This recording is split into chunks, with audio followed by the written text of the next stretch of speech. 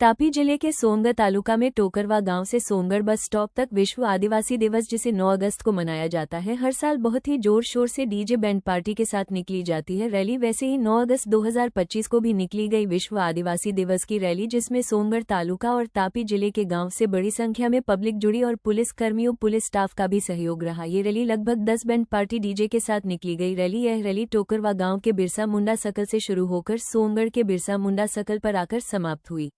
यही या ત્રણ રસ્તાઓને ટકરવા નાકા તરીકે ગણવાતા હતા અને આજથી यही एक बिरसा मुंडा सर्कल टकरवा नामથી ઓળખાય। જય આદિવાસી, विश्व आदिवासी दिवस हेलो 9 ऑगस्ट विश्व आदिवासी दिवस निमित्ते उपस्थित तमाम आदिवासी समाजना આગેવાનો, भाईओ बहनों, युवा दोस्तों ने હું हार्दिक शुभकामना पाठવું છું।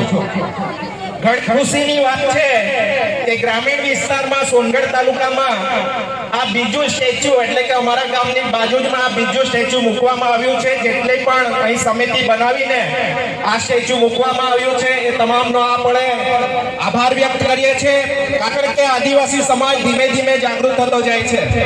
આજે બિરસા મુંડાનું સ્ટેચ્યુ મૂક્યું છે ત્યારે ઘણા બધાને એવું લાગતું હશે કે આ બિરસા મુંડાનું સ્ટેચ્યુ કેમ મૂક્યું।